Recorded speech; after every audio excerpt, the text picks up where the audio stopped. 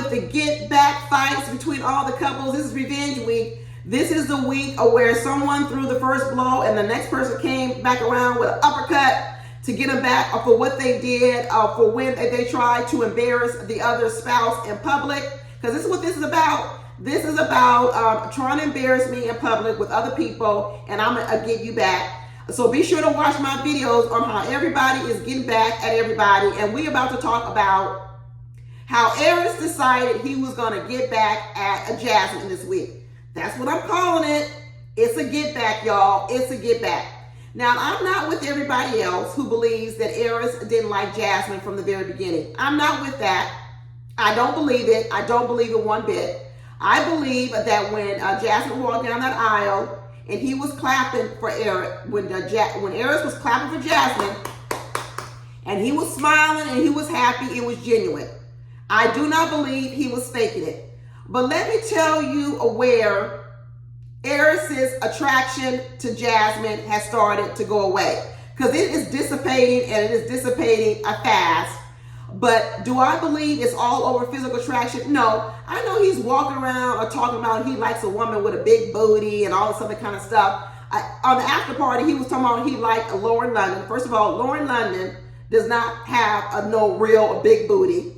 Now he's talking about he likes people like Serena Williams and Megan Thee Stallion. I'm not saying he doesn't like that, y'all, but this is an excuse now for what Airris' real problem is, and his feelings got hurt.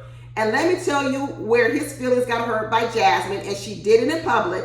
But you know what? I don't care. Other people, Gina doing Clint wrong, Kirsten doing Shaq wrong. I'm going to say that was wrong. But I'm still on Jasmin's side. But I'm going to tell you the way it was perceived by Airris. When Jasmin started running around saying there are red flags with Airris in terms of the fact that he's never been in love before, that shocked Airris.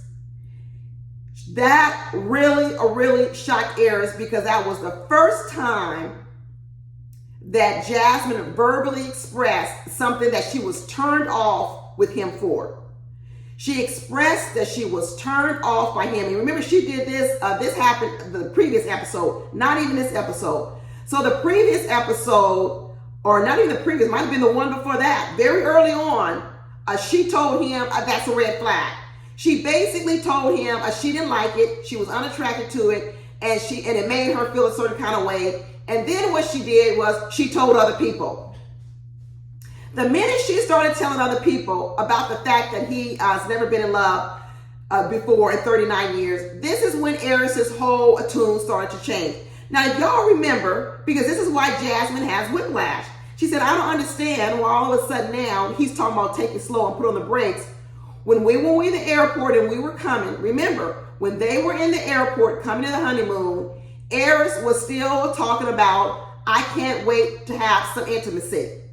This is what he said. So at this point in time, he's not trying to put no distance between him and Jasmin. He's not trying to pump no brakes.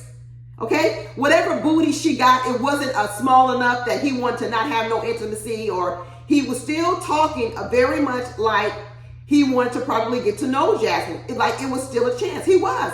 There was no problem.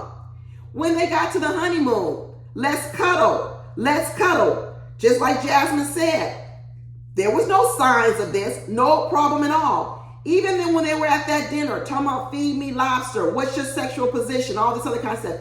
He is still trying to have sexual conversations, still trying to build up to having sexual intimacy with her, because I'm telling you, he was still interested in her. He was. It wasn't until afterwards he says, well, I've never been in love before. And she says, what? That's a red flag. And the reason why I know it stung Airris really hard, because he sat around saying, I didn't know that would be a red flag. Airris' feelings were hurt, because like I said, Airris wants to be a queen, a Herod, or somebody. He wants to be King Tut. I don't know what he wants to be. But he wants to be the man that sits around, you feed him grapes, you feed him lobsters. This episode, he gets massages and gets his feet rubbed. And let me tell you, the image that Airris has is he wants you to worship him and to think he is the best thing since sliced bread, or that he's even better than that bacon that Jasmin likes to eat. And when she came back with this saying, you ain't all that, something wrong with you because you never been in love in 39 years, he was like, you find something wrong with me? And let me tell you, and then when she said it in public to everybody else, the get back is on, y'all. The get back is on. Ever since the last episode, or the one before that, when he told her he had never been in love and he saw her reaction, and let me tell you, Jasmin gives him looks that he knows she's not that impressed with him. Jasmin looks not only on these confessionals, Jasmin ain't playing with Airris. Jasmin is so smart. She peeps out Airris at every turn. And what Airris has realized is that Jasmin is not necessarily drinking his dirty water. Yeah, she's feeding him grapes. She's feeding him lobster. She rub it on his feet. But do you see these looks Jasmin gives Airris? I told y'all last week, Jasmin was giving Airris weeks like a please, an N-word a please. She's not buying all this from Airris, and Airris was thinking he was going to come in here and he was going to have a woman that overlooked all his flaws, and he was going to be a queen of whatever. And he was going to be a queen of the nations. And Jasmin's over here calling him out on his BS. And Jasmin has serious conversations. She goes deep. And all Airris can talk about, oh, this is awkward. This is awkward. Why? Because she's telling you about yourself. This is why Airris now really turned off with Jasmin. He wants to say it's all physical. No, it's not. It's intellectual. It's intellectual. Jasmin is really telling him some things about himself, and he can't handle it. He can't handle it. And so he is ready for some give back now. So he's ready to go into these private sessions. And so now, he's even worse than other people because he didn't say the get back at Jasmin and call her a 4. Or his attraction a 4 to her when hers for him is a 12. That's another thing. He says it in front of all the men behind Jasmin's back and basically says, oh, her attraction to me is a 12, but mine to her is a 4. That was some get back stuff. That was some get back stuff because in that open session, she had just told everybody that he hadn't been in love for 39 years and made him look like a clown and a fool, and he didn't like it. And he was sitting there talking about, oh, I didn't know that was a bomb. Yeah, it's a bomb. When you haven't been in love for 39 years, it's a bomb. But he didn't know it. He was thinking his stuff don't stink. And Jasmin was like, oh no, your stuff stinks. It's real smelly. And I'm telling all these other people how smelly it is, and they all agreeing with me. They are all agreeing with me. And he looked foolish. And he was upset about it. So he got to get back on her with the fellas saying, oh, well, she thinks I'm a 12 in terms of that. I'm a 12, 1 out of 10, I'm a 12, puffing himself up. And it says, but I think she's a 4. Boy, get out of here, Airris. Get out of here. And let me tell you, when in my video I talk about how Shaq is too quick. Shaq is too quick for Kirsten. Jasmin is too quick for Airris. He can't handle her mentally. Because when he came back over there talking about recounting the conversation, talking about how old girl, oh, you see how Nicole flipped? Nicole was talking about how she really wanted to have sex the first 2 days, and all of a sudden now she's flipping and saying she's willing to wait. And what did Jasmin do? Quick, Jasmin, well, you doing the same thing. Get him, Jasmin. Jasmin said, well, you doing the same thing yourself. Here you were all over me talking about my favorite sexual position and you wanted intimacy and all this. Now all of a sudden you talking about put on the brakes, hold on, we need to take it slow. You flipped the same way. He sure did flip, Jasmin. He flipped because he figured out you were too quick and you're not going to be overlooking all this stuff about him, and he didn't like it. He does not like it. Even Clint had to throw him in the bus talking about it. You was talking about blowing out backs, Airris. What you talking about now? Even Clint had to call out his hypocrisy on how he done flipped because he was talking about blowing out backs. He was talking about cuddle time. He was talking about he was ready to have some intimacy. He was talking all this sex talk. Now all of a sudden he talking about slowing it down. Even Clint had to call him out. I'm not saying it was right that Clint did it because Clint was all up in other people's business, but he called him out, and Airris didn't like that either.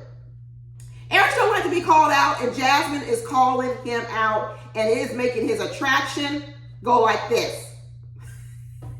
It's going like this. Because what he's realizing now is I was thinking I was going to be able to please her and do all these things. But you know what? I may not be able to please this girl because she's more than just the bedroom. She's looking at more than just the sex. He up here thinking he's going to be blowing people's backs out, and that was going to be his claim to fame, how good he is in the bedroom. And what he's realizing is Jasmin is looking more than that. And he doesn't measure up to any of that other stuff because he's shallow and he has no depth. Every time I look at Airris, he either looks like he's sleepy or he's high. Is he over here smoking his ganja on the island? I believe secretly that Airris and I believe Airris and McKinley are getting high offset, drinking this Jamaican ganja, because McKinley over here are silly and Airris is sleepy all the time, slow talking. I think he's getting high a lot. I think he's getting high a lot, and to be honest with you, if he is doing that, I don't think Jasmin likes it. Because you can see some things with Jasmin. She doesn't really like Airris. People talking about Airris is unattracted to Jasmin. Jasmin may think he's physically attractive, but there's a lot of things about Airris that Jasmin doesn't like.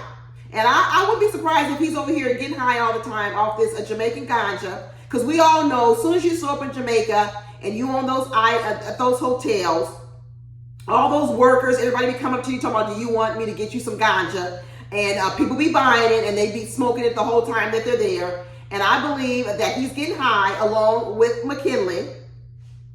And Jasmin doesn't like it. And he's probably like, I don't want to be with no woman who doesn't like that I get high. Because remember, both McKinley and Airris is from LA, California. And the stuff is legal out here. And people smoke it all the time, in the cars, everywhere. It's very, very common. It's very, very out in the open. And I bet that Airris got used to it out here in California doing it. And I bet on this vacation at this little resort, he's getting high. And Jasmin doesn't like it. Jasmin don't like Airris either, y'all. People talking about how Airris is unattracted to Jasmin. And Jasmin don't like Airris, not at all. Every time he opens his mouth and has a conversation about sex or whatever, she don't have no pleasant look on her face. She ain't enamored with him. She might say, yeah, he looks good in terms of looks, physically. But other than that, she ain't glowing over his personality, not at all. Not at all. But it doesn't mean that Jasmin doesn't want to get there. It doesn't mean that she doesn't want to try. I think she really does want this marriage, but she's not living in some fantasy world and thinking that Airris is all that. And that's the problem that Airris has, is because she's pointing out things about him that are red flags. And this episode, he decided to do the get back on Jasmin.